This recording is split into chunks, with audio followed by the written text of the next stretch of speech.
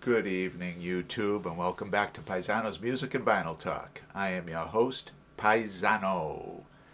Tonight, we're going to talk about one of the great American rock and roll bands, Creedence Clearwater Revival. And this one's a compilation. I made a decision kind of on the spot when this one came up randomly. Whether or not I was going to review it or not, I was kind of on the fence as to whether I was going to do greatest hits or compilations. And I decided I'll do them. I mean, they're records in my record collection, so why the hell not? So here we are. If you are new to my channel, welcome.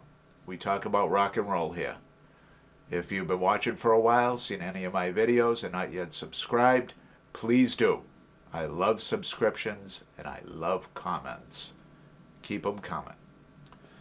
All right, this is a 1972 compilation by Creedence, and it's called Creedence Gold. And there was a follow-up to this, and it was called More Creedence Gold. Very creative title. And I don't own that one in any way, shape, or form.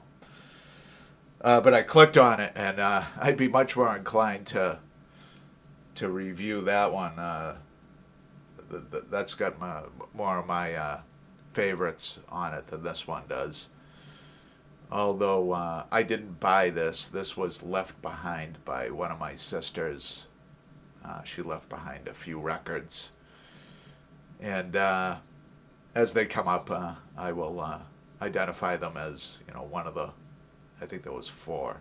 Yeah, there was four that were left behind. This is one of the four when she moved out, got married, did all that stuff. But I always enjoyed it whenever I put it on, and I listened to it from start to finish before I did my review. And the record played very well. It's kind of somewhat mistreated vinyl. Didn't have a proper sleeve or anything, but that's a look at the vinyl. Creedence was on Fantasy Records, and that's a classic fantasy label there.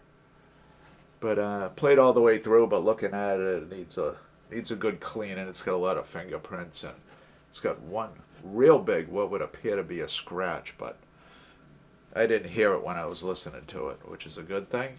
Nobody wants a great big gouge in their record. Let's go over the track listing of this one. Starts off side one, Proud Mary.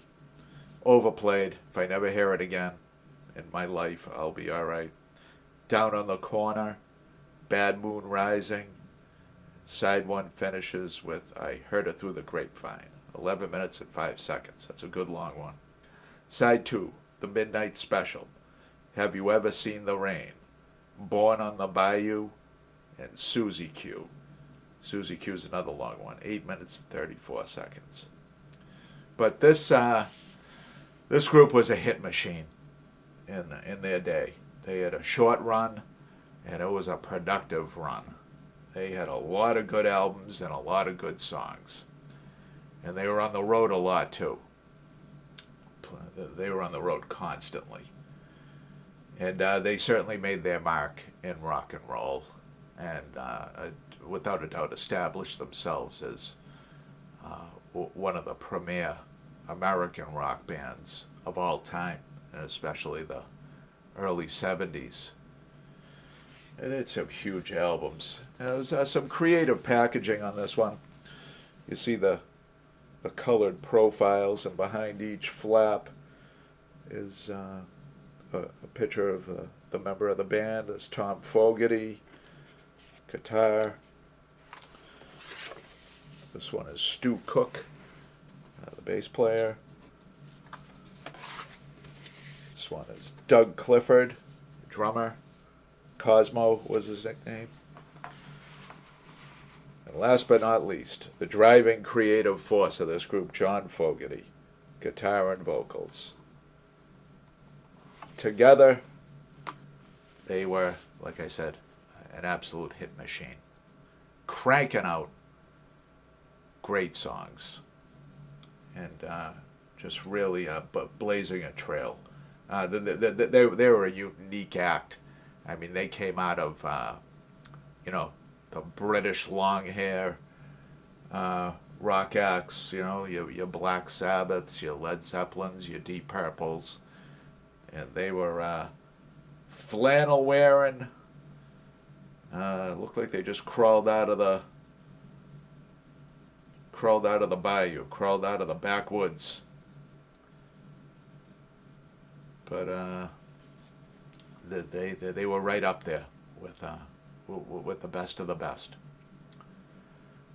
All right, I want to thank you guys for tuning in.